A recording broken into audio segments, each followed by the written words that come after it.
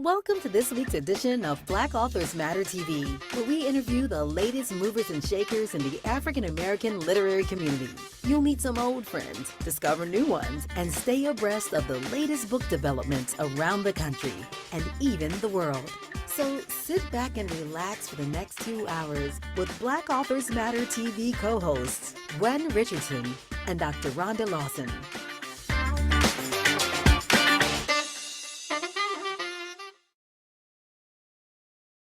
Hello, and welcome to Black Authors Matter TV. It is November 8th, and we're excited to have you tuning in with us tonight. I'm Gwen Richardson, your host for tonight, along with my co-host, Dr. Rhonda Lawson. Good evening, everyone. And we have another amazing lineup for you tonight. Before we get started, I have a couple of housekeeping notes. We're going to give away 2 books, but we'll do it after the first interview. And I want to say congratulations to the Jerry Pinkney Children's Book Award winners. They had amazing books. And if you want to see the winners, you can go to our Facebook page, and there's a flyer with all their pictures on it and everything. So if you get an opportunity, go to their pages and maybe give them a congratulatory statement of some kind. You know, just tell them you appreciate their work. And if you want to see photos from this year's festival, those are also being posted on our Facebook and Instagram pages. We had over 300 photos to go through, and we're trying to do them in groups and organize it. So we're doing it a little bit at a time. We're trying to do like 3 or 4 posts a day. It's going to take us a couple of months to finish. So we're going to bring on our first guest, and our first guest is Dorinda Walker. She's a motivational author, and she has an amazing story to tell. She also has a new book that should be out now. It's supposed to be coming out this month. And welcome to Black Authors Matter TV. Thank you. It's a pleasure to be here, Gwen. How are you doing? I'm doing great. Good. So congratulations on your book and the latest one. And you had another book too, which sounded like it was more of a memoir or just more about your experiences. And you have some amazing transformation to talk about, because you say you went from a drug dealer with multiple suicide attempts and no feelings of self-worth to an acclaimed author and highly successful businesswoman. Absolutely. So my first book was called Protected by Purpose. And it's a memoir about how I went from dysfunctional youth, high school dropout, drug dealer, sleeping with all the wrong people, drug dealers, and just living a horrific lifestyle, all before the age of 18, 2 suicide attempts. And fast forward, I was named one of the 25 most influential Black businesswomen by the Network Journal. Forbes listed me as one of the top speakers and business leaders in the country. So it's all about how I had to find my faith, go through that process of forgiveness, and put in the work with fortitude to change my circumstances. And from the success of that book, I toured all around the country telling my story. It was really popular with pastoral leaders. So I was invited to a lot of churches. And in fact, I sold 600 of those books this year because, people need stories of inspiration and stories of hope. So many people are suffering from depression and mental illness because of the impact that COVID has had on us. And so I'm excited about that story. And during COVID, I wrote my new project, which is fiction. It's the first in the Passion and Mayhem series. It's called Love and Havoc. And I'm excited to tell you guys about that book. Okay, well, before we get to the new book, I do want to just ask you a couple of questions about you said you had all of this happen to you before you were 18 or by the age of 18. Mm-hmm. And just walk us through a little bit of that. How did you get on that path at such a young age? Both my parents were heroin addicts, so I suffered the consequences of their addiction. So both my mother and I, were the victims of physical and mental abuse by the hands of her boyfriend. My dad ended up going to prison. And then when he came home, I was freed from the abuse, but less than a year later, he was diagnosed with AIDS. So this is 80s crack era, Oh boy. just, if anybody remembers that time, it was really rough. And so here I am rebelling. I'm mad at God. I'm mad at the world. And I used to go and give my father his heroin every week. And the Saturday before he died, he told me he was going to die. He wasn't going to make it through the week. And my reaction to that was anger. I told him I hated him. That's the last thing I said to my father. Wow. He was admitted to the hospital the next day. That Monday, first time I ever visited him in the hospital, and he was in and out the hospital at least 20 times. He was in a coma. And I got there around 1, and around 8, he passed away. But before he passed away, he came out the coma clear as day. And he said, I want to say goodbye. Nana and Buck are here to get me. And so Nana and Buck were my great grandmother, his uncle who died before him. And I was so guilt ridden after he died, and then my mother disappeared, and I assumed she was dead because my mother and I, we were close. So even though she was an addict, she worked every day. It was unlike her to disappear like that. And so I attempted suicide. The first time I took some Lasix from my grandmother's dresser, and it didn't do anything but make me go to the bathroom. The second time I said, okay, I'm gonna get it right. So I went to the corner and bought some pills, a 10 on 10. And if anybody knows about pills back in the day, a 10 on 10 is enough to kill an elephant. And it was by the grace of God that my cousin found me lying on the floor in my apartment. They rushed me to the hospital. And I remember I just woke up in a psych ward, and I stayed there for 6 weeks. When they released me, I had every intention on finishing what I started. And my great grandmother, who came to get my father, came to me as an angel. And she said, God has a different purpose for your life. You're not responsible for your father's burdens here on this earth. And so I knew then that I couldn't kill myself, but I didn't know what to do. So I called my maternal grandmother and I said, look, Nan, I need a job because all I know how to do is sell drugs and sleep with drug dealers. And she said, baby, well, I don't know if I can help you, because she was an executive assistant in the hospital system. But we ended up forging my birth certificate, lying about my age, and I got a job. And that was the beginning of my journey. And then I met my husband, and he believed in me when I didn't believe in myself. And he saw something in me that I didn't see in myself. And he encouraged me to go to school and get my GED. And then I just, I excelled in every job I had.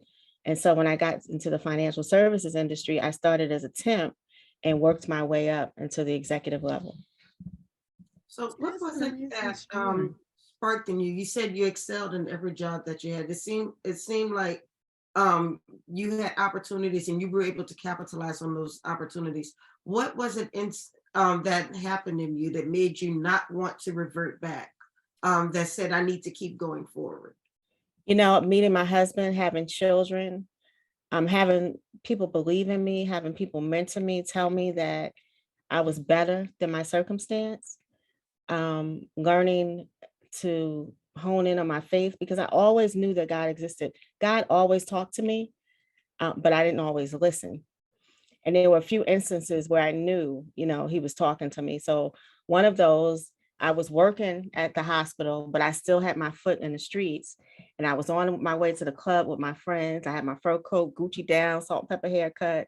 And we got stopped by detectives. And as the detectives were frisking me, I heard the voice of God say, you're going to be 18 in 2 weeks. You're either going to die or go to jail. And that was when the next day I went to the club that night and partied my butt off. But the next day I called my aunt who lived in the suburbs and asked her, would she come get me? And I never looked back. Wow, that's amazing. Not everybody is able to pivot away from that, get on a different path. It sounds like you were spiritually in tune with, you had a spiritual connection, and that helped. Some people they don't have a spiritual connection. They don't have anybody in their life that's helping them or that believes in them or supports them. But your example of what you went through is definitely a message to anybody who feels like they've gone too far to turn it around. And I have to say, I had to make some hard choices because I had to cut some family out who didn't support my peace and my success, who told me I wasn't going to be anything. I was going to be just like my mother and father, who didn't give me encouragement. And I had to make a choice to let them go and love them from a distance, because everybody's not meant to go on your journey. And that's what I learned And that's what I wrote about in my book. So in Protected by Purpose, at the end of every chapter, what fans liked about the book was that I did a Dear Reader letter after every chapter explaining what I learned from the experiences in those chapters. And I actually carried that into this new fiction book. But, you know, I learned a lot of hard lessons, and I don't regret anything that happened to me, because I realize now that I had to go through that to be the woman I am now. Yeah, it's part of your story. I mean, Mhm. if things had happened differently, you would not be the same person that you are today. So, And I will tell you, that hustle I had in the street is what made me successful in corporate America, because it's nothing but a hustle. It's all about politics, bureaucracy, and relationships. And if you can hustle in the streets, you can hustle in corporate America. mm, Or in And your own business. I mean, absolutely, in your own absent business, corporate. Yeah, absolutely. if you can hustle, you can hustle in any situation, you know, but you can't sit around and wait for something to happen. You have to make it happen yourself, you know. A lot of times people will say that, you know, some people are lucky. And what I say about luck is real, but you have to be in a position to take advantage of the luck when it comes your way. It's absolutely. all about facing your fear. Because, you know, I always ask, I have a transformational coach and a dear friend, Sylvia High, and she always says, what do you know that you're pretending not to know? Whenever you're stuck in a situation and wondering why things aren't happening for you, the answer always lies within you. And 9 times out of 10 is based on some fear and some unwillingness to do something different to change your circumstance. That's true. A lot of people are fearful of change. You know, they're risk averse, and Absolutely. you I know, think it's risky to not do stuff. I mean, it's risky to just sit and wait for something to right, happen. and that's what I was going to say. I think part of it is fear, but the other part of it is it's uncomfortable to Yeah. do things differently. Sometimes it's just easy to fall back on what you're used to, because when you start to go into uncharted territory, it feels different. It's not the same. You can't fall back on something. So sometimes people don't want to be in those unfamiliar waters. They'd rather go back to what they know. Yeah, and one thing about me, I'm real comfortable with getting uncomfortable. I will say that about myself, because I don't like that feeling of fear, those butterflies in your stomach, and you know, Right. I don't like that. So I just face it. And I've never had a situation where I didn't come out ahead. And so now I'm not afraid to face those fears. I walk through those doors, because the worst thing that's going to happen is that I'm still in the same place. Right. Imagine if I didn't walk through the door, what would happen? You know what I'm saying? Mhm. Right. You won't be any worse off. Right. You know, it's kind of like sometimes you don't have anything to lose, you know, because in the worst case, you'll be where you are right now. You fail and you learn Right. from it. Right. Yeah, Yeah. Well, that's true. And you do learn from failures. absolutely. Hopefully it's not a dramatic failure, but a lot of people who are successful in business will say they declare bankruptcy twice, and they went through all kinds of things before they got it right. So, Right. you know, Absolutely. it takes It's getting out there and doing it. Yeah. So now, what made you turn to fiction after you During, wrote it? during COVID, we were stuck in the house, and I'm an avid reader. And I saw the power of storytelling just based on sharing my own story, how it impacted lives. And, I was reading all these fiction romance books, and I said, you know what, I could write these books, and I can, tell a story. And so I just started writing, and my husband started reading. He was like, oh my God, when is the next chapter going to be ready? And he got so excited. And then I had friends read some of the chapters, and it was like, Dorinda, you got to finish this book. And so unfortunately, my husband passed away in May. And this is my tribute to him, because he really was excited about this project. And, I just fell in love with the art of storytelling. And I had so much interest in my story, Protected by Purpose, going to film or TV. I wrote this series with the intention on going to a screenplay and hopefully pitching it for TV and film, because I could envision the characters on film and telling the story. So what's the story about? So this story is about a young woman named Belisa Muscat. Her and her brother grew up in the suburbs of New Jersey. She's a Rhodes Scholar and very, well-traveled woman. Her mother left her and her brother a brokerage firm that she inherited, and they became very successful Wall Street executives. By chance, she happens to meet a woman while she's on vacation for her birthday in Miami. They become fast friends, and the woman's family, her brothers are drug dealers, and her brother Taji is head of the largest drug syndicate in Baltimore, and it's set in the 90s. And he's a sociopath who becomes obsessed with her. And when Belle goes to visit Val, who's the woman she met, a lot of things happen, and I don't want to tell all of it, but she ends up meeting Taji's best friend, who's also one of the capos in the drug syndicate. He happens to be a preacher's kid. And for the first time, she has romantic feelings for a man because although she's a successful executive, she has real fear of relationships and trust with men because her first experience with the opposite sex was a brutal rape. And so during the book, you see how she explores her sexuality, her femininity, faces her fear, because the last thing she wants is to be in another situation with this sociopath who's obsessed with her. And Taji, who's the antagonist in the story, he not only goes on to ruin his family relationships, but the relationship he has with his best friend, and he ruins a lot of other lives by the decisions he makes. So Bobby is in this place, who's the love interest of Belle, where he has to make a conscious choice to change his life in order to be the man that Belle deserves, because he has so much love for her.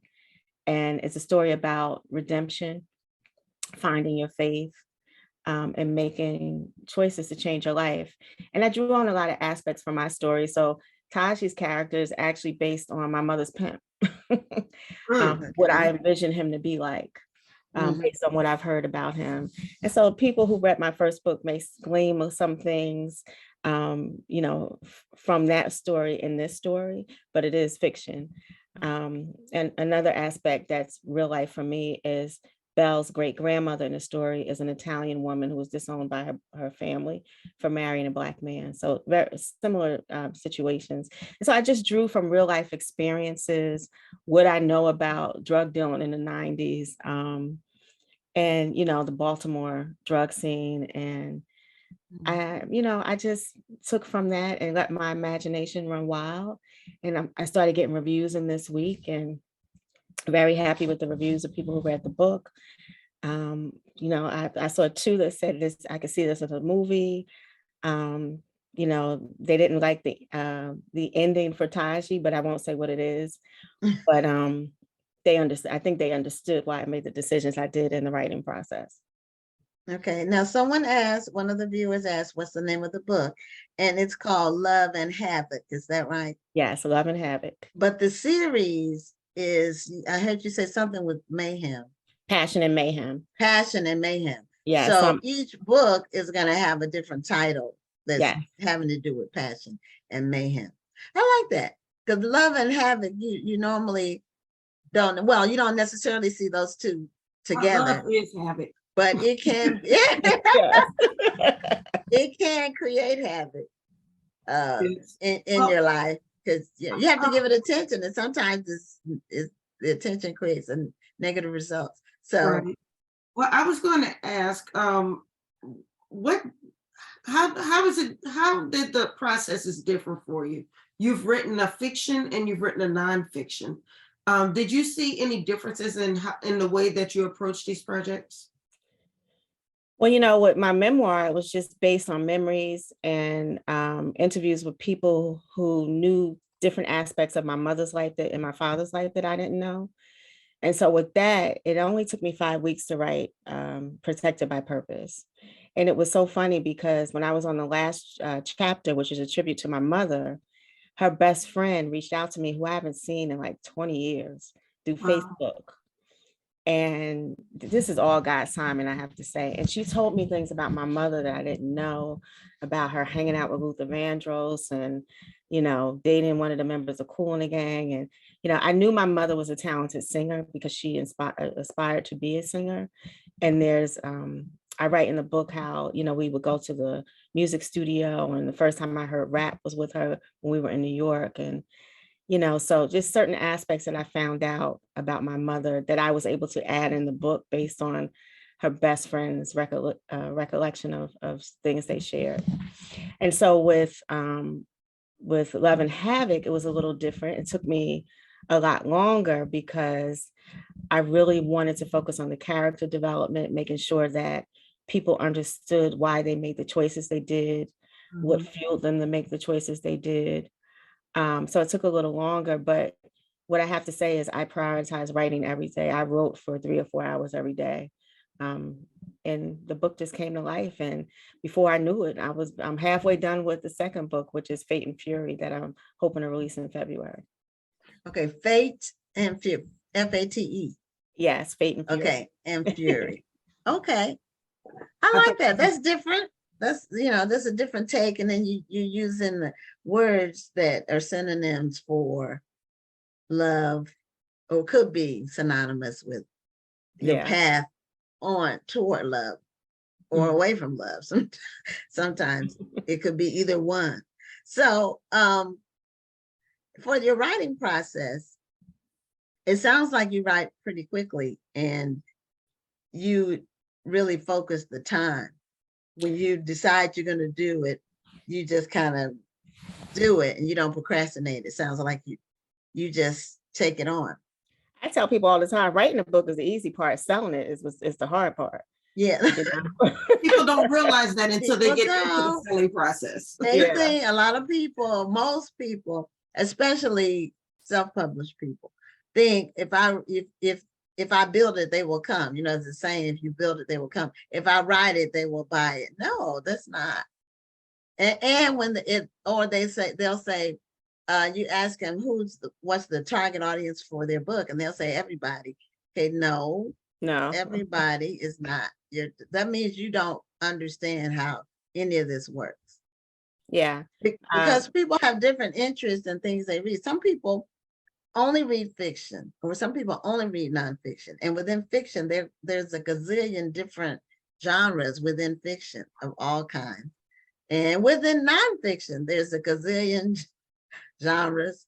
So, you have to target your audience and you have to be persistent, and it's not going to happen overnight. A lot of times people don't understand the patience of being an author, and not just the writing part, like you said, the marketing part, the selling part. It takes patience, and it takes time, and it takes a lot of continuous time. People might not buy your book right now, but then 6 months later, they'll say, you know what, I've been planning to buy your book. And then they might buy several of them, So but you have to be out there and around doing things that people see that you're doing them. And it'll happen, but it takes time. Yeah, and I will say with Protected by Purpose, I was able to monetize that book through speaking. So, I spoke all over the country at different churches. I did, book tour. And I made over 6 figures with Protected by Purpose because of the speaking engagements I was able to get. With this fiction book, it's a little different. And so I have my first book signing scheduled for this book on December 13th in Springfield, Massachusetts. But it's because of Protected by Purpose, because I'm speaking at a high school for at-risk youth. And then in the morning, and then in the afternoon, I'm speaking at a high school with college students as well. And then in the evening, a chapter of the Deltas is doing the book signing for Love and Havoc. So I'm using Protected by Purpose to help me, with the sales from this new book. And it's a little different for me because I can't market Love and Havoc the same way that I did Protected by Purpose. And I'm fortunate in that Protected by Purpose is still selling because the message is so inspirational. And, people who read it have referred me, and people who've heard me speak have referred me. And so it's been a blessing in that way. It sounds like you have a good supportive audience. So you've been able to benefit a lot from word of mouth. Absolutely. And I will say I did, with Protected by Purpose, I did put, a lot of marketing behind it. And, I'm a marketer by trade. That's what I did in corporate America. I did consumer marketing strategies. And so that was helpful for me. And with this book, this is the fourth podcast I did since the book was released. And it was released November 1st. Okay. And, I did the press release and and that's how I got 3 of the podcasts, because people, reached out to me because of the press release. So, I'm lucky that I did have some money to invest. I know all writers don't have that to market, but I'm trying to be strategic and smart about it and using my network. So I'm fortunate that I do have a good network. And I think on my Facebook, I have almost 20,000 followers, and LinkedIn, 8,000, Twitter, 10,000. So I'm trying to leverage that, and it's been working for me so far. Are you still working in corporate America? No. So I left corporate America. I retired in 2019. Okay. Yes, and I started my own consultancy called Cultural Solutions Group, where I help companies develop strategies to grow their market share with women and diverse consumers. And I'm also a certified John Maxwell leadership coach and trainer. And I've also been certified as a leadership agility coach. So I've also done some corporate training with executives as well.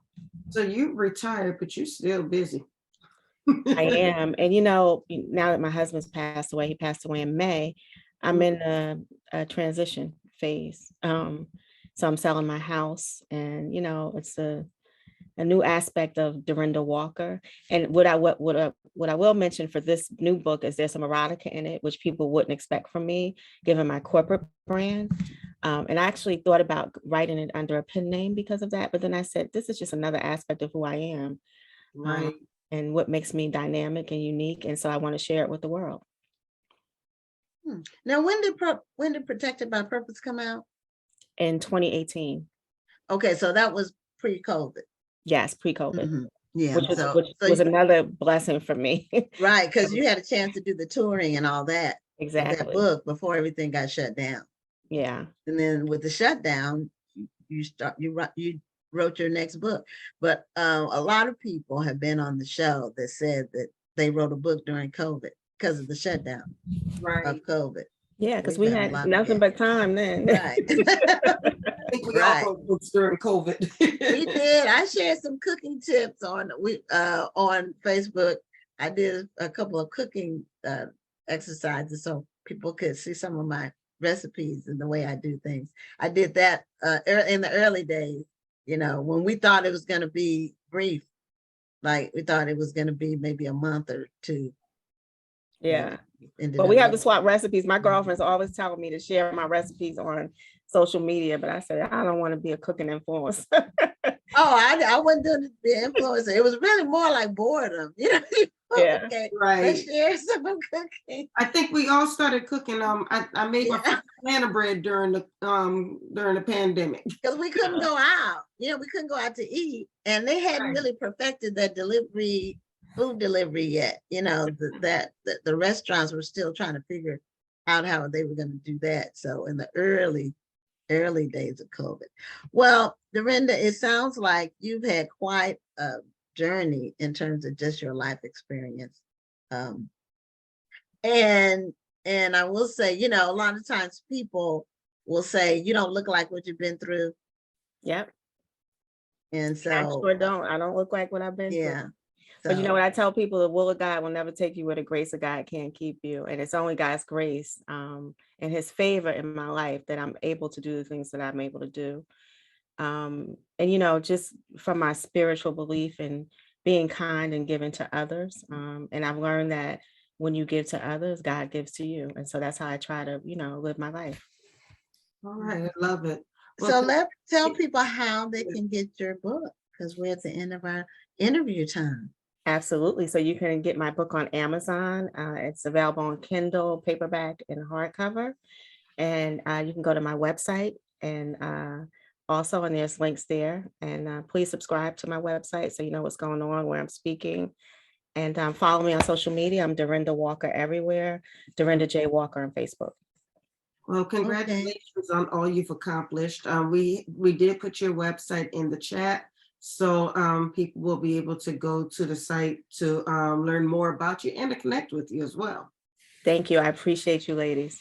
I mean, Okay. thank you. Ca- So- Oh, and I want to give a shout out to Dr. Pam Perry, publicist extraordinaire, because she's the one who told me about your organization. Oh, okay. Well, Pam is a Pam. long time friend, and she's, she's a marketing expert. When I want to send somebody to somebody who's a true expert at it, that's where I send. Absolutely. Yeah. So thank you a lot, Dorinda, for being a guest on the show, and have a blessed holiday season. You too. God bless. Thank you. God bless you. You're Bye-bye. welcome. Bye-bye. Yeah, the holidays are rapidly coming upon us. Here, I'm going Yeah, to I mean, next week. well, I put my tree up, but it was only because it's a new tree, and I needed to get You it. needed it to breathe.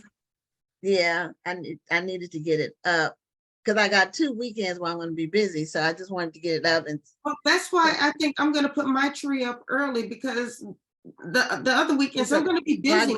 yeah, me too. And I didn't want to leave it all for one period of time, so I haven't put anything on it. But it's a new one that I recently just bought it this year.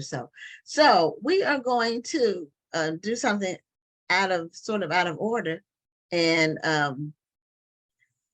our last guest is in the waiting room, and I wanted to see, she's not on camera, she's connecting her audio, but I wanted to let her know that actually her time slot was later, but our guest for 7:30 has not logged on. So what we're going to do is we're going to do it out of order. And if the 7:30 guest comes on, then at that time we will interview her later. There we go. So there you go. So I am, as it turned out, I want to, you logged in early, and it was for a purpose. Thank you. And I did tell people we are going to be giving away 2 books. So we'll do that after this interview with Ione. So we need you to unmute, so we can hear you. There we go. This Yeah. must, Can you hear me now? yes, this must be Yeah. the Okay. Florida. Yeah, Because I interviewed an author last night from Miami. Is she, are you there? Oh, there you You're are. breaking up a little bit, like the Wi-Fi might be. My Wi-Fi. Mhm. Yeah, you Let me see. froze. Oh, you froze again. You're Oh, freezing up. yeah.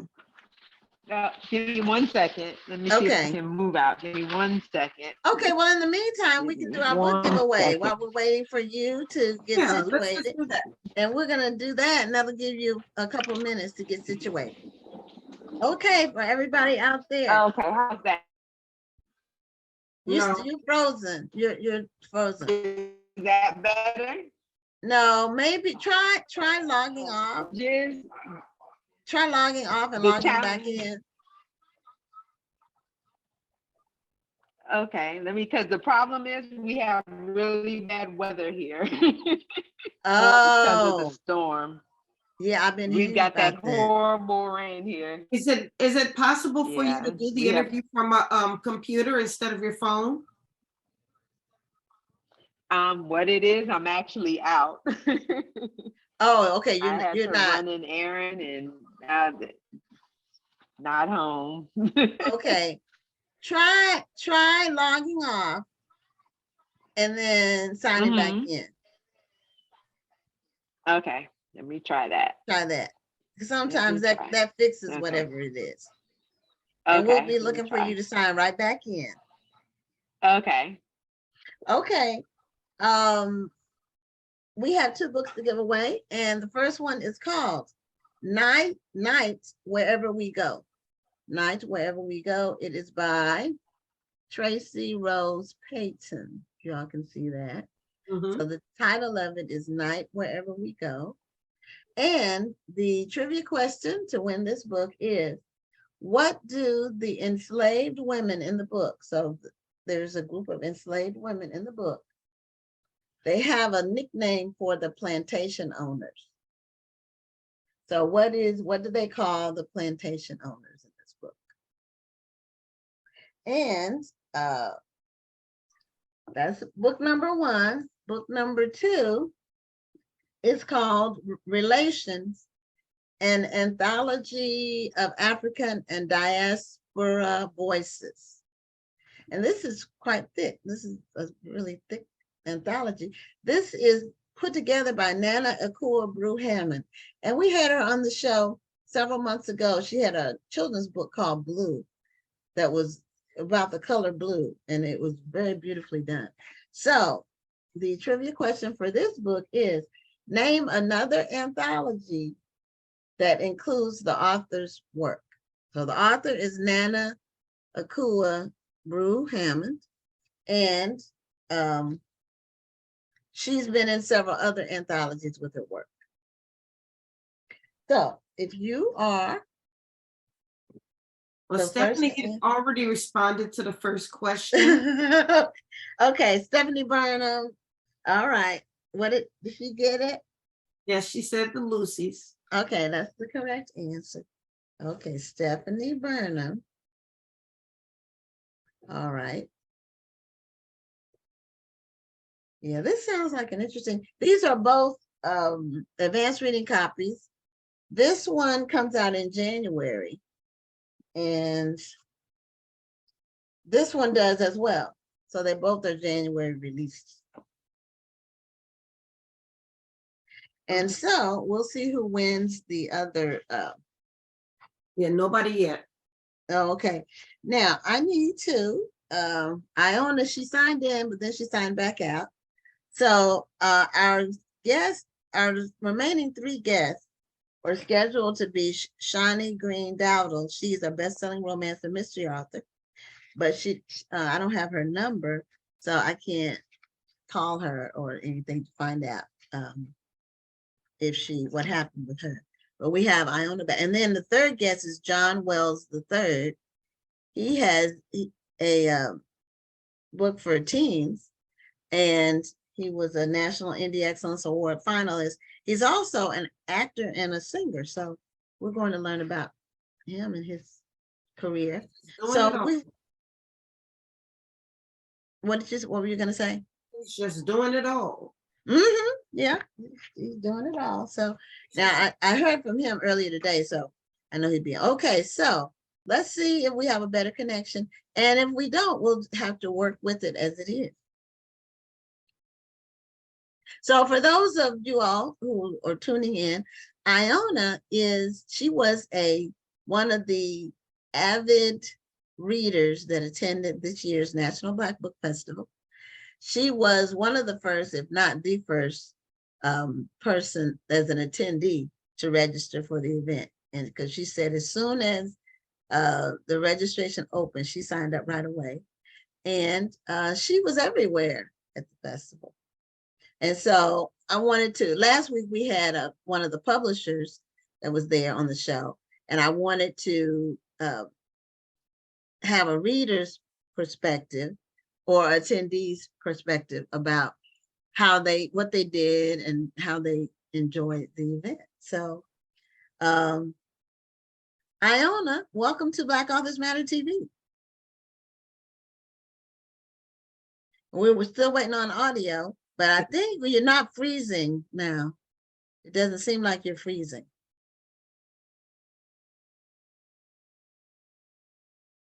Unmute. Can you hear me? Yes. Yes. How's that? This is it's still a little choppy, but it's better. It's Okay. 3 times better. Okay. Well, we saw you a couple of weeks ago in Houston at the National Black Book Festival. Oh, yes. So tell the audience, one, why you decided to come to the event this year. Oh, because it was a dream come true to be around artists, which I consider authors, which I consider artists that write masterpieces.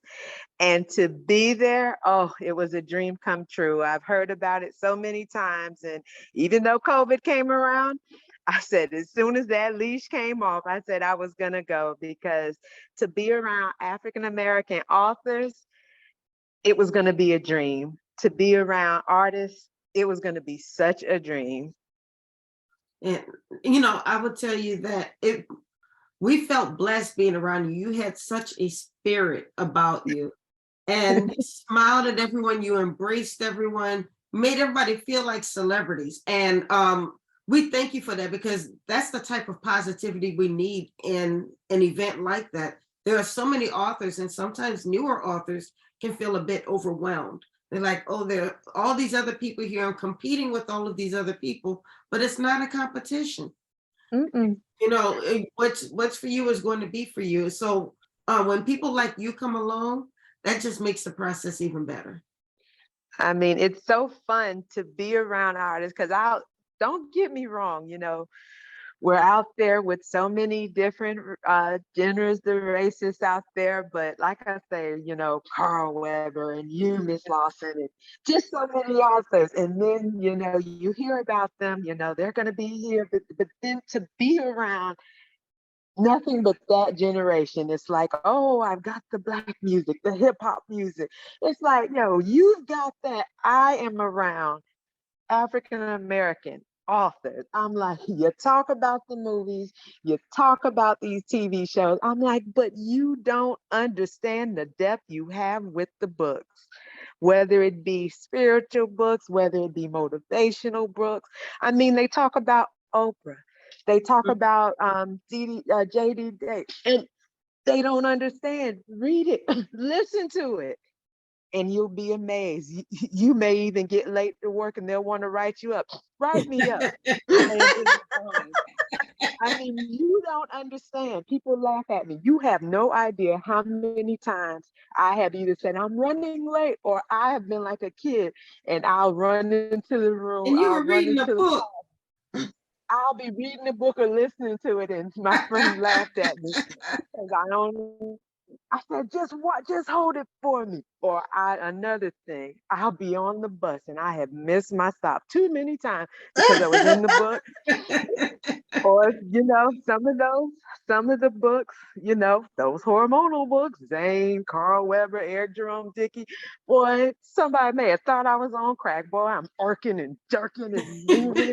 And I'm like, and somebody says, well, how can you do that? I said, if you can do it with your hip hop and watch it with the movies, I said, I'm gonna show you how I do it with these books with no shame. Mm-hmm, mm-hmm. Well, people like you are authors like to see you coming, because you want people who are enthusiastic about reading. You don't want to have to force feed people when you have a book or books. You want to see a light bulb go off. You see some kind of light somewhere. The light of interest. You want to see that go off. I know when Rhonda and I were in Philadelphia for the Zeta conference, people would walk by the table, and sometimes they would stop or they would stare. Something would catch their eye, Right. and that's a person that you say, okay, something about what they saw was an interest, so you invite them over. So just give people an idea about what you did, how you approached the festival. Did you have a plan of action, or did you just want to go and kind of soak everything in? Oh no, well, the first night I didn't know what to expect. I was kind of like a 5-year-old because I'm thinking, oh, we're gonna it's gonna be a meal, and I sit at tables, and the first thing they're like, you see the name tags, and it's such and such author, I'm like, oh Lord, I'm not an author. I'm like, oh Lord, I'm like, I don't know what to do. I'm like, I'm not an author, and yet I'm at this dinner. But then the energy I got, because so many authors were appreciative and excited that you had a reader that bought a ticket for a dinner. And I'm like, you really are happy that I'm sitting here with you all? I'm like, wow, that encouraged me. but I had a plan. You would have thought that I was going to go and see a concert and get everybody's autograph. I had my Not playing. phone. She is so right. I mean, you Hold had on the one excitement second on your for me. face. Hold on 1 second for me. Okay. She still has that positivity. Mm-hmm. It was, I had my, I know what it is, people laugh. I had my battery charger in my bag. And I made sure, I said, whatever book I got, if I knew the artist, if I didn't know the artist, and I have it in my phone. I said, okay. And I know, I said, you can't sign my book. I said, I got to take a picture of you signing my book. I said, I said, nuh-uh. I said, I got to get it in action. I said, I got to make sure they see my artist signing my masterpiece. I said, you can't do it. And they looked at me crazy. I said, wait. And I said, they looked up. I said, don't look up. I said, you're in action. I said, no. I said, you got to do it. And some of them smiled. They're like, oh, can you send me the picture? I'm like, see, because my thing is, you wrote your work, don't pose with it. You are in action because it's exciting. Then I'm like, okay, now take a picture with that piece. I need that picture. I mean, I'm a person, I like to be behind the scenes and then I want to show it off. Especially there was one author, I can't remember his name. Man, it's like me and him were kind of arguing about this book. I'm like, how you gonna write it this way? And it was that way. And I'm like, okay, I'm like, fine, I'm gonna read it and I'm gonna prove you wrong. And it was so fun just to have that conversation with him. There were some authors there, wasn't interesting, but just still to be in that environment. And one thing that I learned, I did not know children's books had such a big market. Oh, yeah. And Mm-hmm. I went back to one of my friends and actually a owner of an African-American bookstore. And I told her, she says, oh yeah, girl. I said, girl, I'm just shocked. But my lineup was any book that I bought, 23 books that I bought. Oh boy. Any book that I bought, I could not get that book unless I got them a picture of them signing that book, and then they had to hold the book also. Oh wow, you bought 23 books. That's amazing. And it was, I think I was one of those 23, so I was happy. She never made it to my table. You wouldn't know.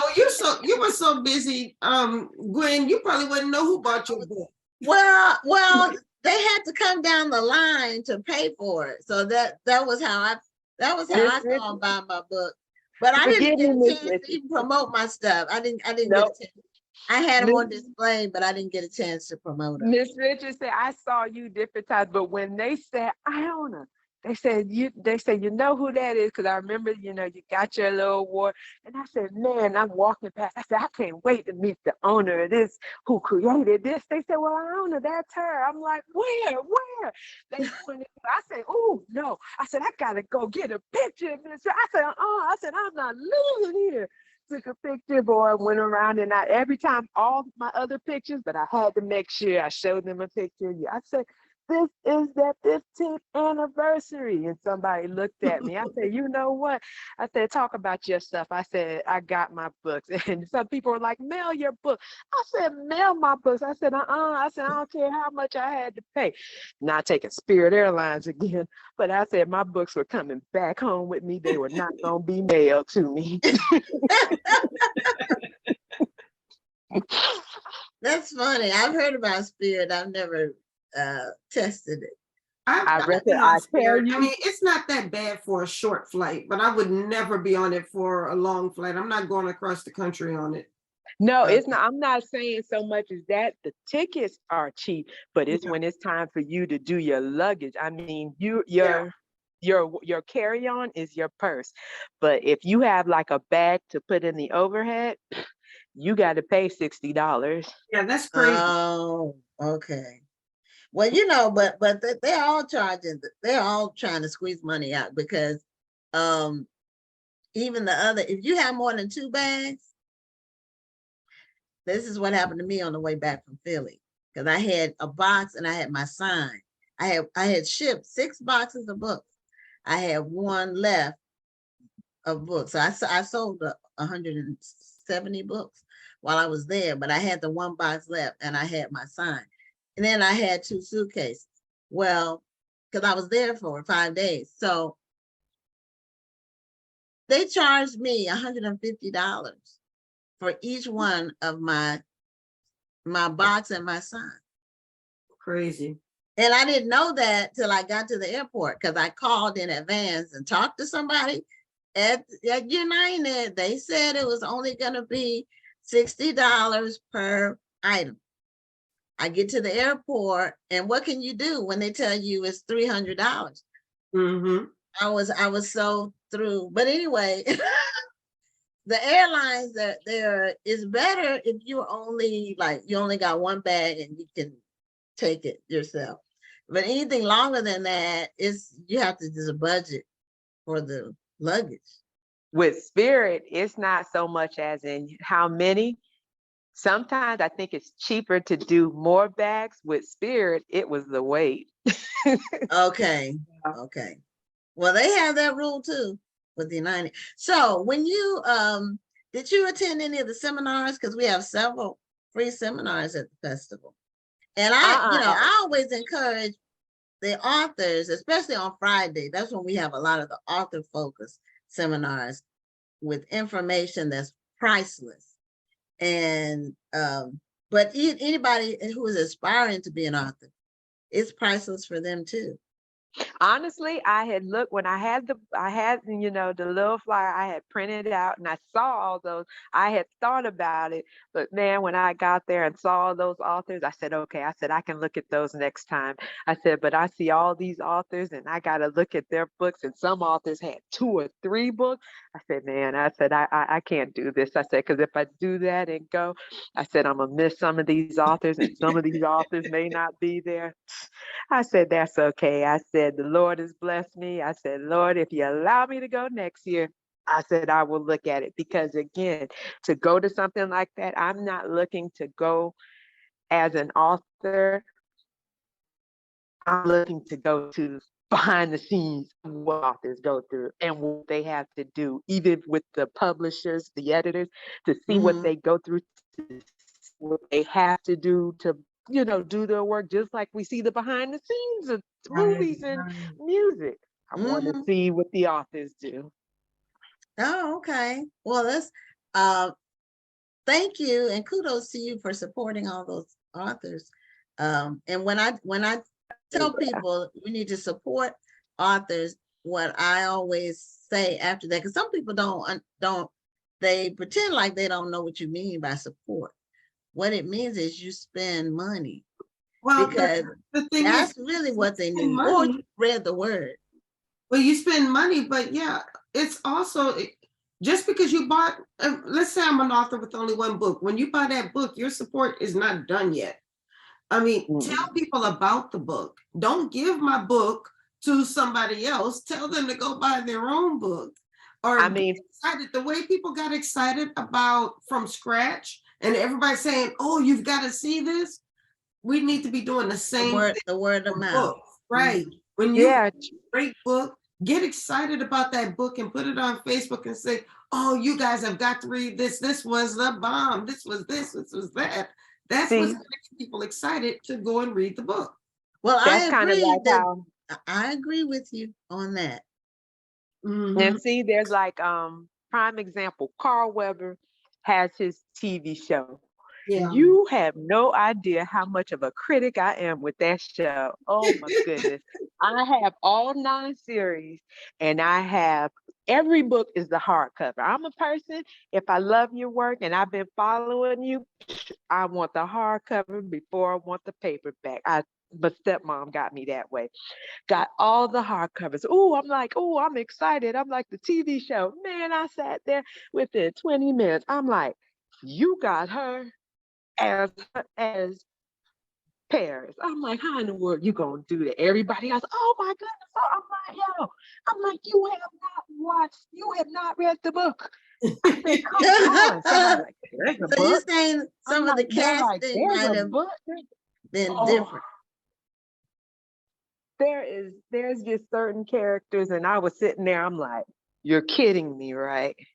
Same thing with the narrators on all audio books. But what, like, I didn't know there was, I'm like, it literally tells you, the book tells you, it literally tells you the name of the show, tells you the information based on Carl Weber's book. It Right. tells you that clear as day, but people don't understand. And now, again, we tell you, they say a movie or a TV show, can't have everything in there. As, the book, one, not enough money, two, not enough time, three, certain things can't be in that TV show. But again, the storyline needs to be good, as well as two, you gotta have the good actors. There are some there. If there was a book that he did, his movie was excellent from his book, Man in 3B. I was like, ooh, I'm like, Yeah, I he remember did that. good, but I'm like, yo, some people, well, a lot of people love the Family Business series, but I said, I guarantee you, none of those people know about the book, and that's how it is. And I just found out, because I hadn't seen it I read, who was it? Zane. She had did a movie. I didn't know that they had did the movie Addicted. And I'm like, Yeah. that sounds Yes. so familiar. I said, Mhm. wait a minute. That's a Zane book. I said, I said, my girl said, what? I said, I said, I can't watch it until I read it. I said, no. I said, I'm not watching. What, girl? I said, you watch it, but you better not tell me nothing about it. Yeah, I well, gotta read it that first. people say Because with so many books, people. um, well, that's why I prefer to read a book before I see anything. Yeah. Because the thing with the book is you imagine the characters when you're reading the book, but the movie or the show, they already have done the casting and they put people in those slots. So that it may not be as you imagine. Yeah, but there are, like I said, there are some that do really well, compared to the book and the story that they have. Some do well. Same thing with the audios. Man, there are some people don't need to narrate, but there are some narrators are perfect. Yeah. So we're almost at the end of our time. I wanted to just, if you want to summarize for people who may want to attend next year's festival in October, just give a summary of your experience just overall, encourage people to attend. I say this, if you are someone that's looking into getting to something new, even if you want to, no matter what type of reading you want, whether it be inspirational, whether it be looking for books for your children, whatever it is that you want to introduce yourself to, take a new step to go into a new world, as well as to meet new authors or authors who've been around. Since there are no other bookstores, there are no bookstores, what better place to go than to a book festival, than to a book fair, especially with African Americans. And then it's free to do. There's only certain things you have to pay for.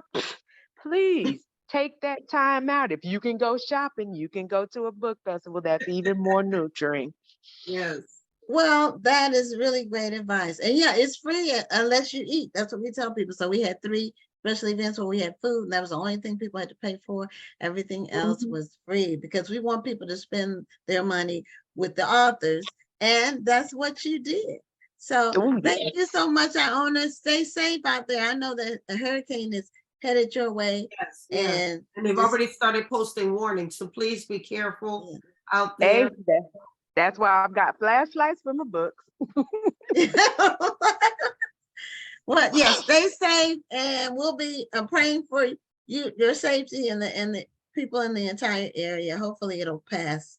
It'll just circle back out to the ocean. Thank you. Thank you. Thank you. Have a great Okay. night. And I thank you all for what you all have done all this time, and let the Lord's will. Look forward to seeing you all next year. All right. Okay, thank you. Have a great Thank night. you. You Bye-bye. too. Bye-bye. So I had no idea that she had bought 23 books. That's a lot.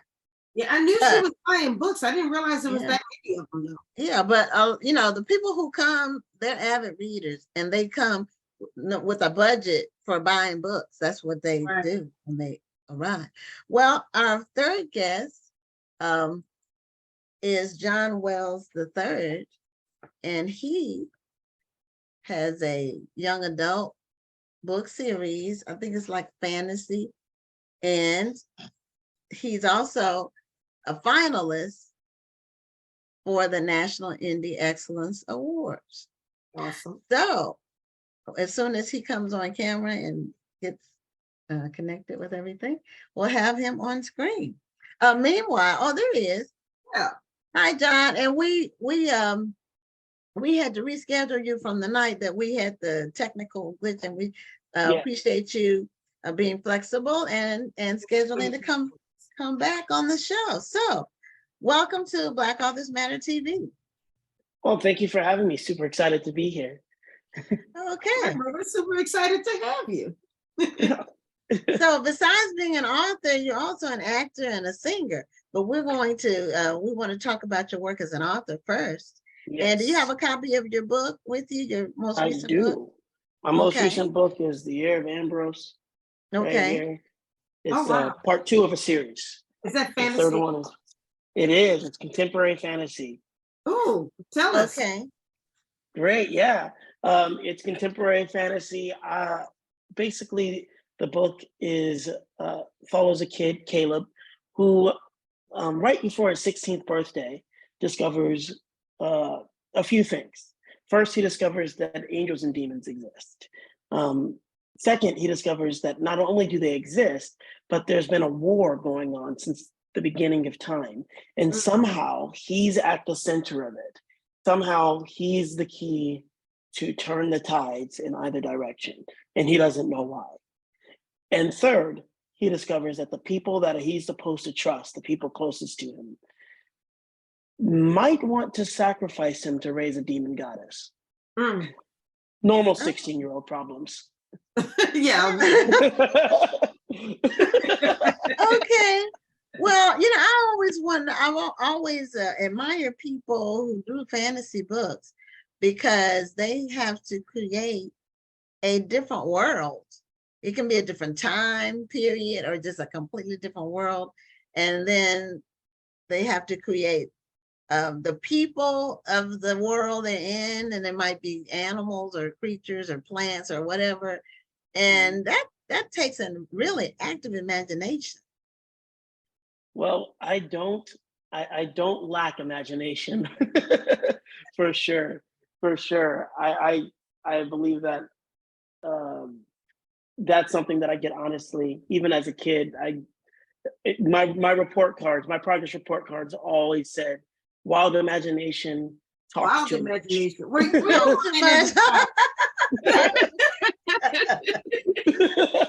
Yeah. I know what that means. Yeah. I always ask people who write fantasy if you feel that you had to have a pretty strong grasp on science in order to write these stories, because often with fantasy, you know, I don't know, they may be doing spells, or you might want certain things to make sense. So I've heard some authors say, no, I was never into science, and some people have said that they were deep into science. So what is your take on it?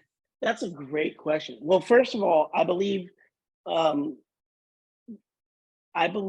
that if you were asking a science fiction author, they would say, yes, you have to know science for science fiction, because science fiction, you use a lot of different science and technology, and that's the determining factor of what makes a book science fiction and what makes a book fantasy. Okay. That being said, I do like science, and I do like to figure out ways to make my magic and my fantasy attainable. So it is magic, it's still magic, but Yes. I do try to figure out the science behind the magic. Okay, so it sounds like your stories make sense. Yeah. I believe they do. I believe they do. I try my hardest to make them make sense.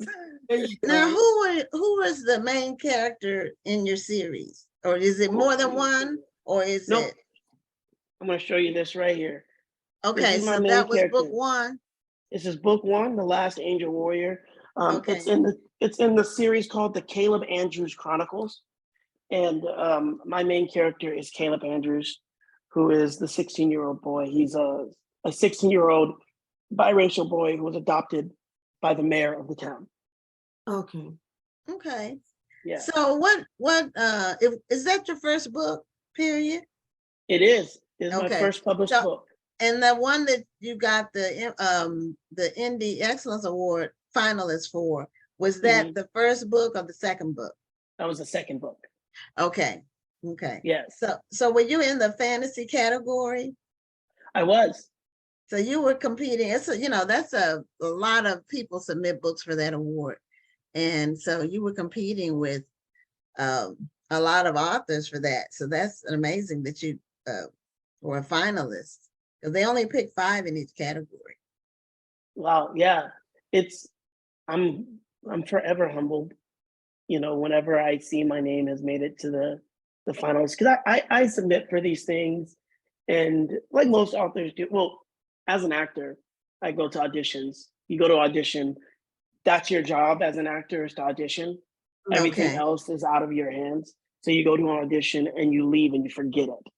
And I do the same thing with these book awards, is that I submit the book awards, just submit to the different book awards, and I forget about them. And so I'm always humbled and even surprised whenever I see my name on a finalist list or a winner or anything like that, because I forgot about it. Sounds like you're humble. You don't go into it with any expectations. You just go with it. The only expectation you have is for you to do your best. Exactly. So yeah, that is true, because I did the same thing. And one of my books was a finalist too in juvenile fiction or nonfiction, juvenile nonfiction. Nonfiction. So one of my books I submitted, and I had submitted for 4 or 5 different things, and you don't hear from you.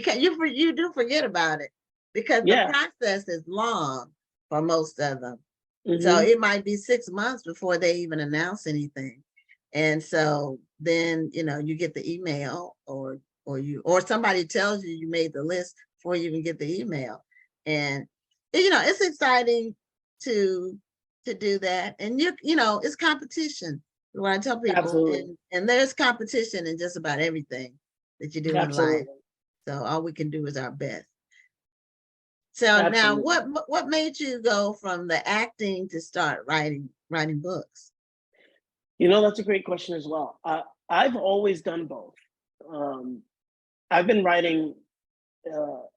I never thought I'd be a book writer, an author, but it makes sense when you look back at, your life story and things like that. Sometimes things like, yeah, that makes sense. My first book report in elementary school was supposed to be a book report. I wrote a story called Teenage Mutant Ninja Lizards. Very original. Very original. I like I don't know why I didn't go further.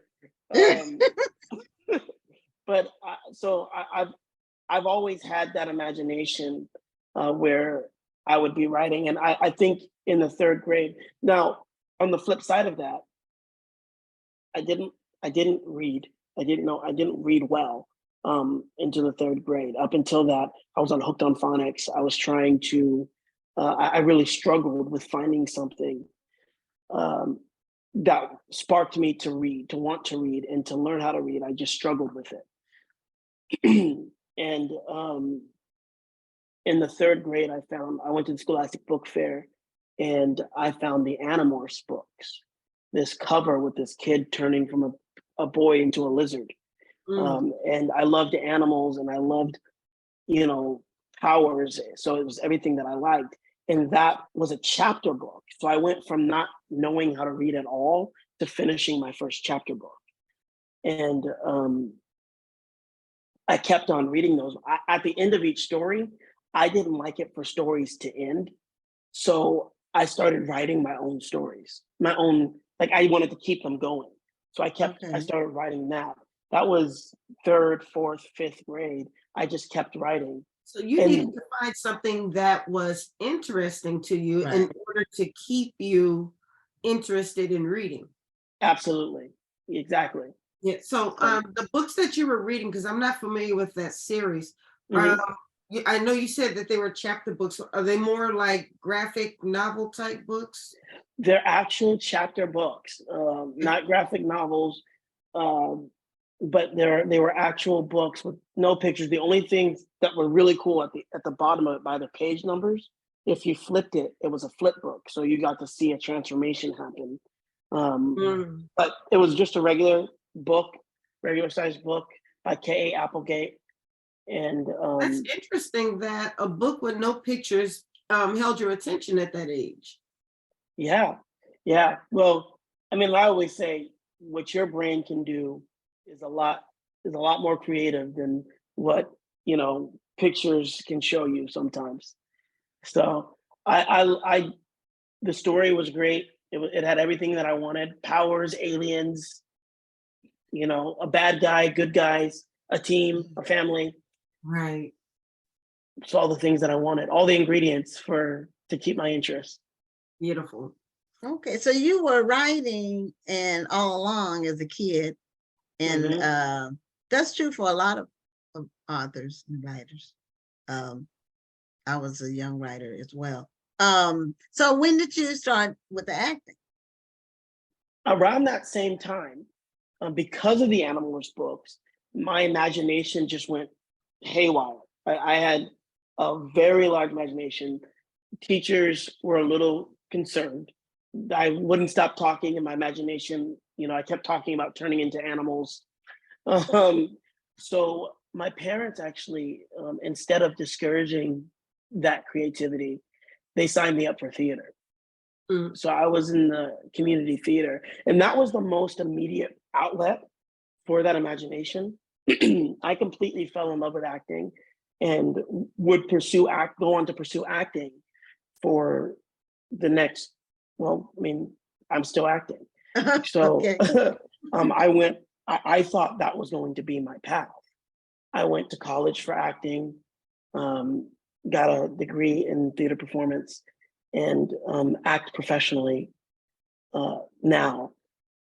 But I would say in 2020 is when that big shift from acting to really realizing, I love writing as well. I think this is the path that I want to shift into.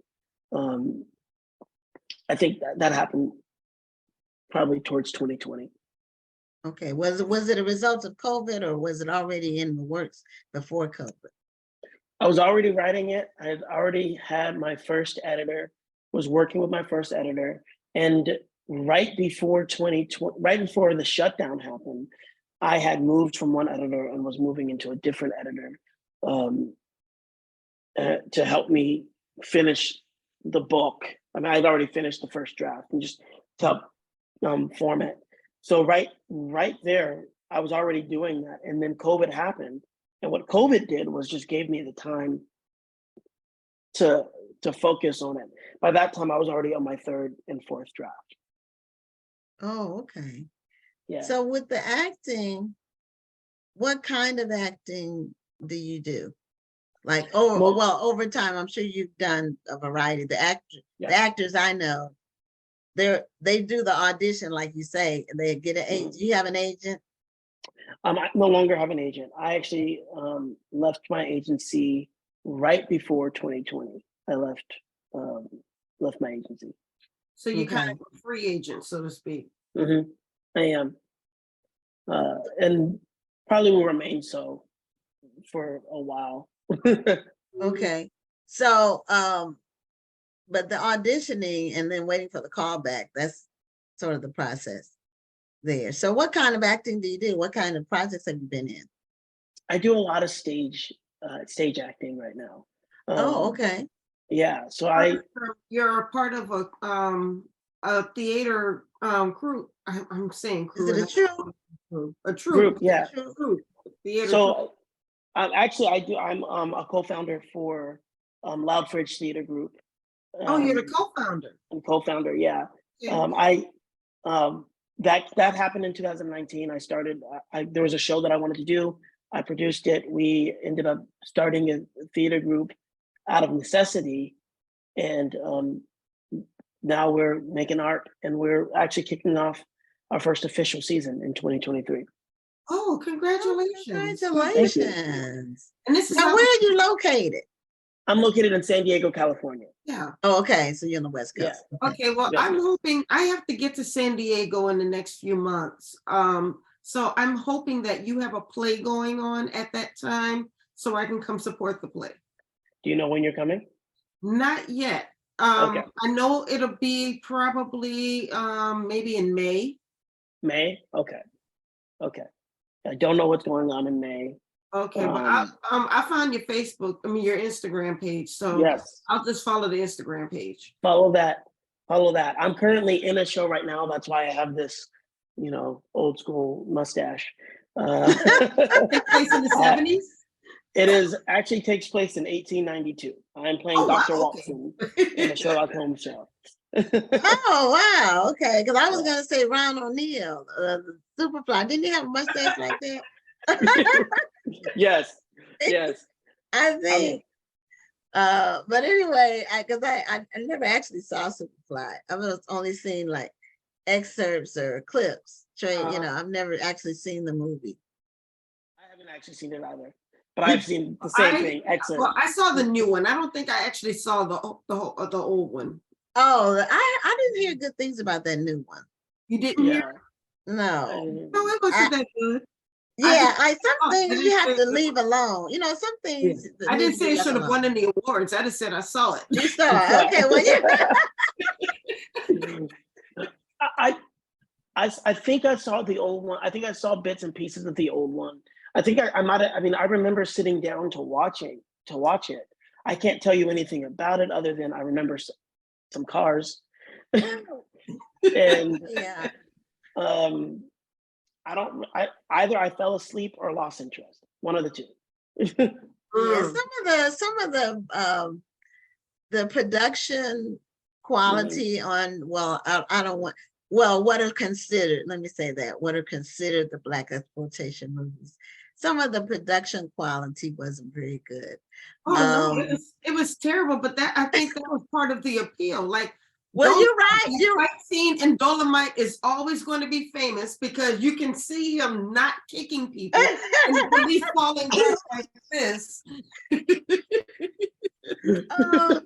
I think that's what that movie that Keenen Ivory Wayans did, Don't Be a Menace to Los Angeles. It was a spoof on a lot of movies. I recently saw it on cable.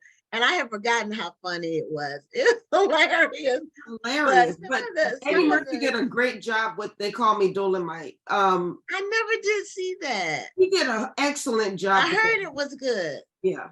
But I never did see that one. So good. Yeah. So your production that you're doing, what is it called and what is it about? Oh yeah, I'm in a show called Baskerville at Lounge Players Theater in Coronado. And it is a Sherlock Holmes play about the Hound of the Baskerville. They've taken the story, the Hound of the Baskerville, and made it into a comedy using 5 actors to play 39 characters. Oh. I'm speechless now. You guys are going to be very busy with costume changes, right? Yes. The costume changes the real show is backstage. Right, clearly. The costume changes. And let's be honest, I play Dr. Watson, the other Sherlock Holmes. We don't really change characters. So that's 3 actors playing 37 characters.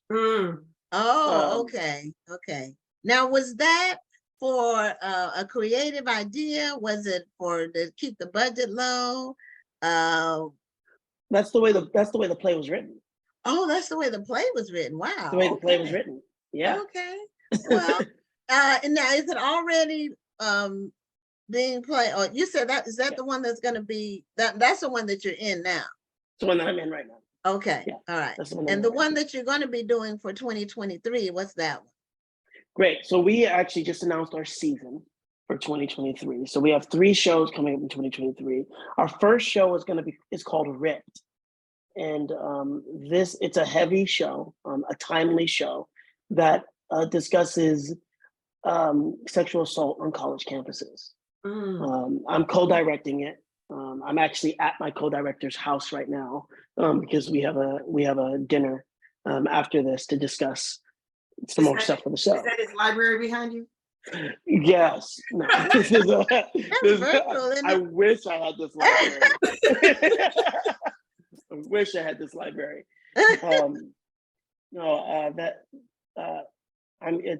My co-director is Kate, so Kate Reynolds, and we're going to be working on this show. It's a 3-person play, 2 male, 1 female, and really discusses the topic of sexual assault and the gray areas of consent. Yes.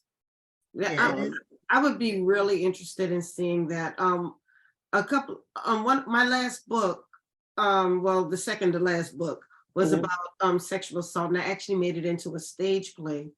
And I really wanted it to be kind of get down in the weeds because I wanted people to really see what this young lady went through.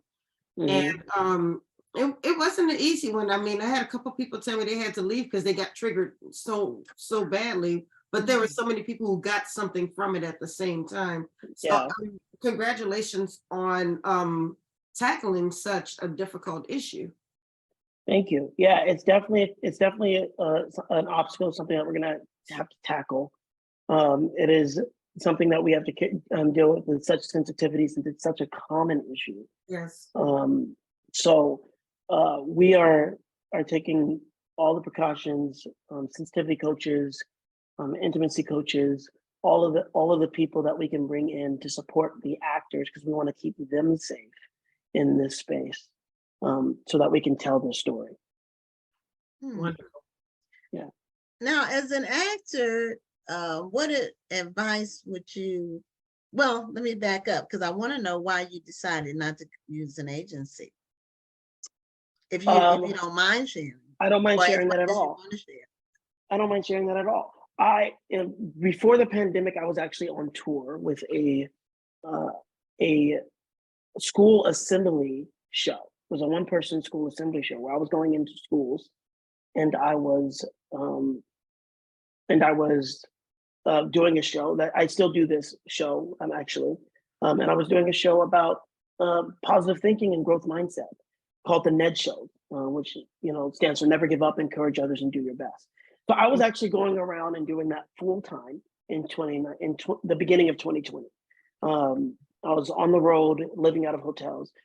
The reason why I left my agency is because I booked that show, and I didn't want to give 15% to an Something that agency you who did didn't yourself. book.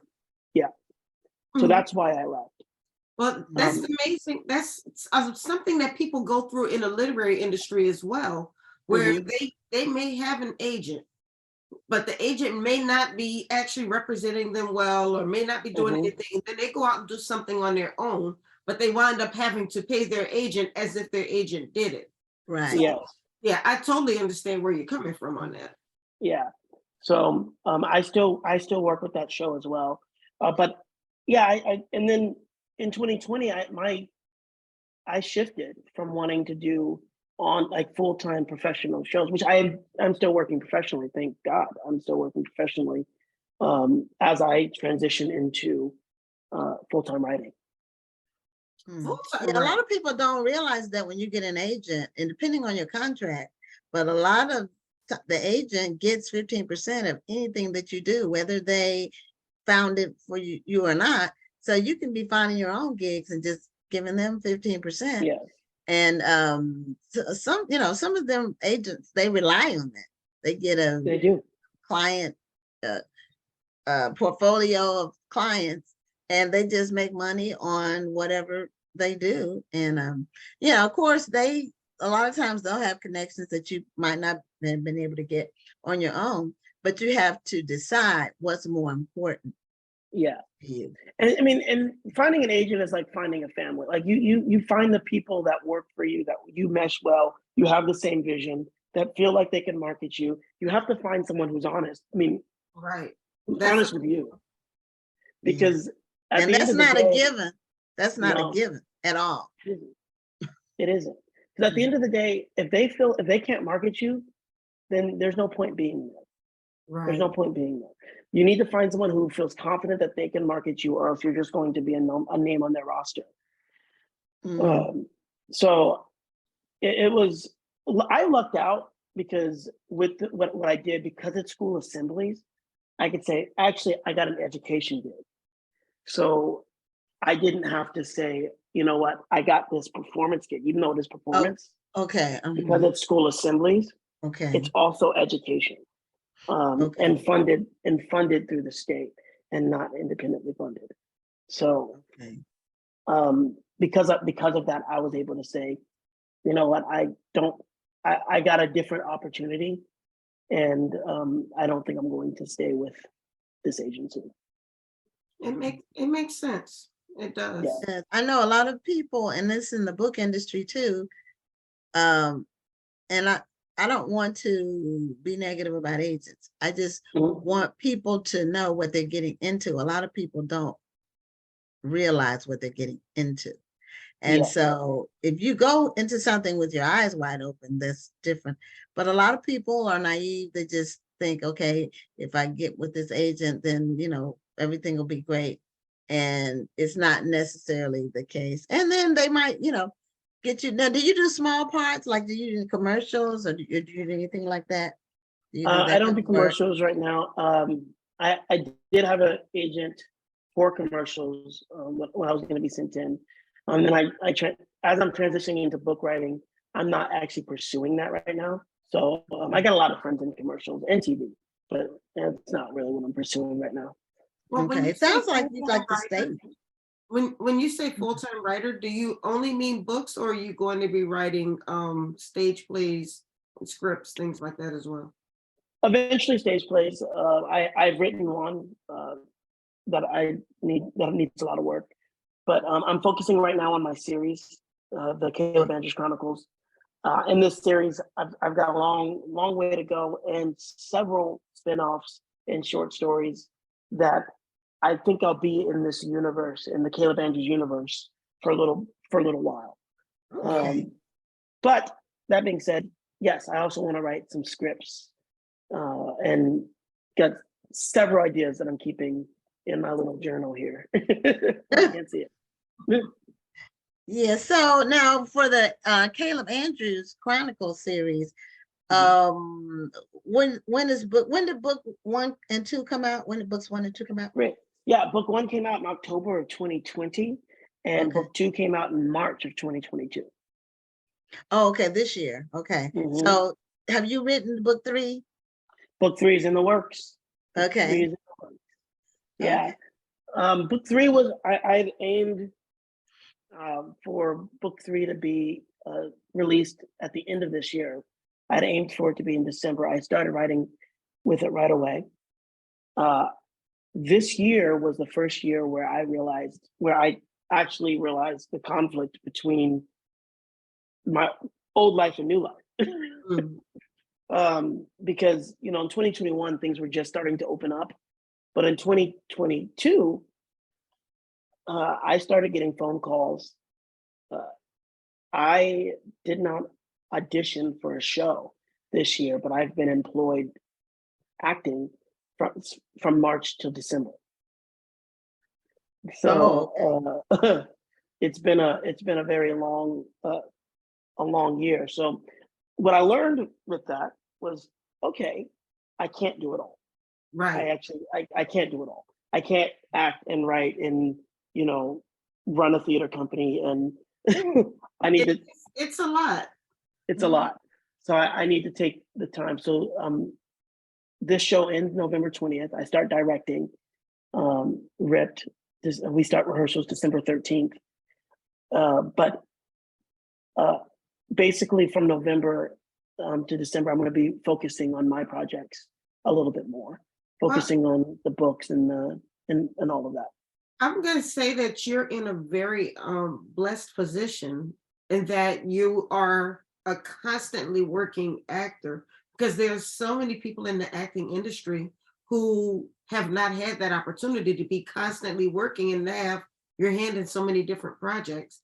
My daughter wanted to be an actress since she was 12, but got a bachelor's degree in acting, and then decided, I don't want to do this anymore. I'm going to be a teacher. So now she's teaching. So I hope that she at least starts acting, at least just for fun in community theater or something. But we'll have to see where that goes. But right now she was like, I'm just going to be a teacher, and I'm happy being a teacher. And you know what? And teachers are so necessary. They're so needed. So especially right now.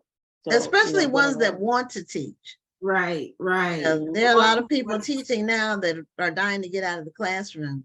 And that's part of why, well, there are many reasons, but that's part of why children aren't learning as much as they should be learning, because you have to want to teach. This is a calling.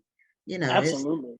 It's and if you don't want to be there, it shows. I'm sure the children can pick up on it, Oh yeah. Oh, they know.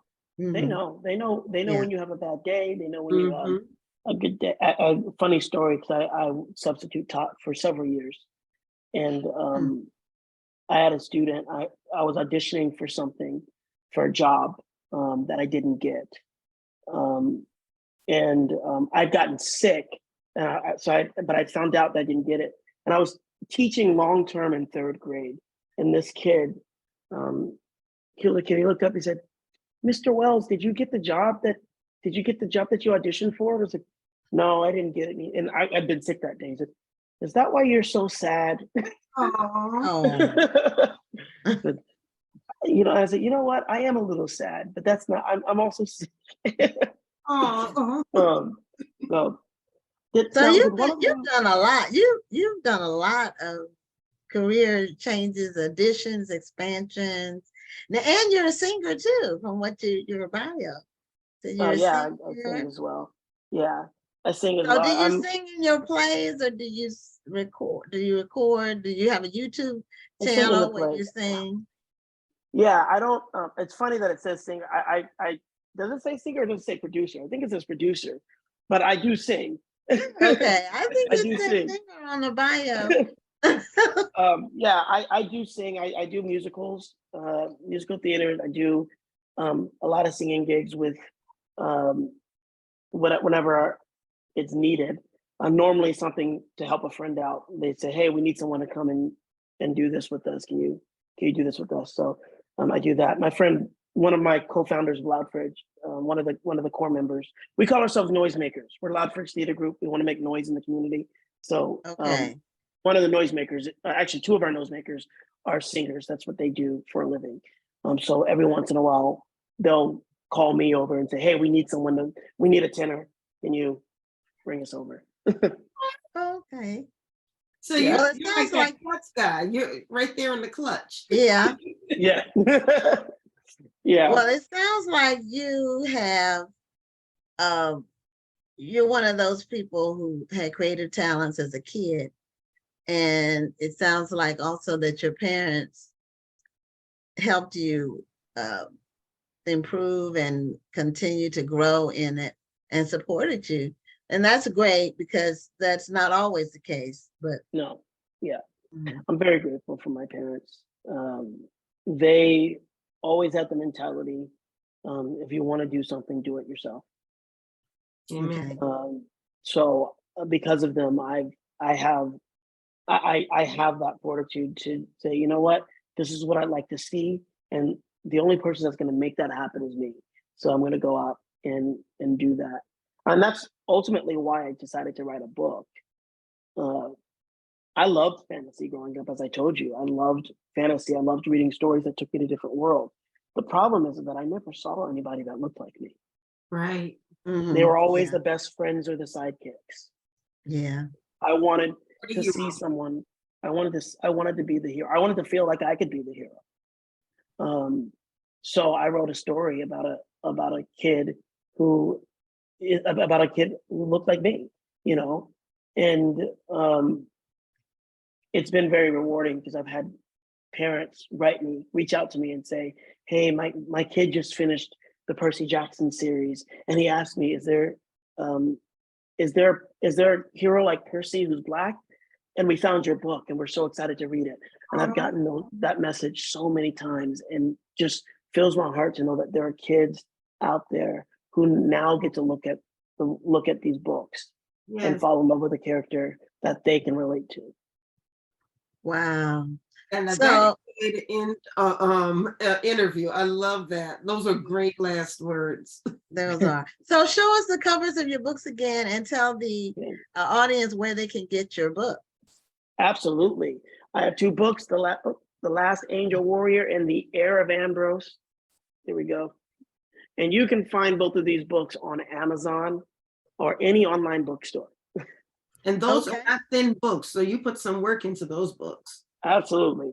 Absolutely. They Yeah, keep and on then getting larger. your target audience is a teen audience, but anybody can read them. They look like books I would read. I mean, I know there are teens on the cover, but they look like something an adult would actually get into as well. I want to read a fantasy book. I've never read one. I want to read one, but I don't know where to start.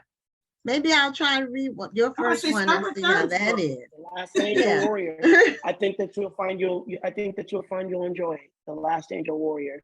I think that The Last Angel Warrior is a great book for those who don't read a lot of fantasy and are trying to get into fantasy, because it has just enough realism in it that it might ground you a little bit. So Okay, yeah, because a lot of those fantasy books are like 500 pages, or and I don't want to start off with a book that Oh, thick yeah. as my first one. I don't have a problem with a 500-page book, but since I haven't read fantasy, I don't want to start off with one that thick. Oh yeah. Mhm. Well, Last Angel Warrior is 253 pages. Okay, yeah, that's the So it's mid range. so the second one is a little bit longer. Okay. All But right. the first one's pretty good. Well, just so you know, we actually have one of our viewers who is in San Diego, and she said she wants to come check out your play. So I am putting the link to your play, or excuse me, to the theater, in the chat. Thank you so much. So Stephanie Burnham can come check out Baskerville. Baskerville. Okay, great. Thank you. That's Baskerville's gonna be at Lamb's Players Theater in Coronado. So check out Baskerville. That's running till November 20th. Awesome. Okay, that's great. That's great. Well, that's what we do on this show. We connect people with people who are doing creative work, be it writing, in your case, it's theater and writing. So we're happy that we're able to do that. Well, John Wells III, thank you for being a guest on Black Authors Matter TV. Thank you so much for having me. I had a blast. You all are amazing. Thank you so much, and thank you for being here. I really enjoyed the conversation. Likewise. Thank you. All right, take care. Have a great night. Have a good night. Bye. Bye-bye.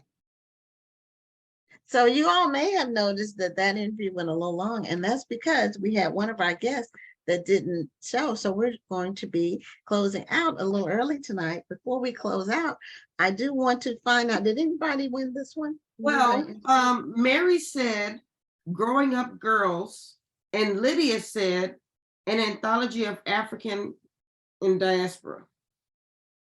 No, I may have not worded the question properly. So we'll table this till next week. I need to come up with another trivia question. Neither one of those answers are right. So anyway, we are going to be closing out our show tonight a little bit early, just because one of our guests didn't show, and we're not sure what happened. But at any rate, that's okay. We were able to go a little longer with John Wells. He had a lot of things he was doing creatively. That was a really interesting interview. And so we will be back next Tuesday with another awesome edition of Black Authors Matter TV. I am Gwen Richardson, signing off for tonight. I'm And, Dr. Rhonda Lawson. Have a wonderful evening and a great week. and we'll see you all next Tuesday. Bye.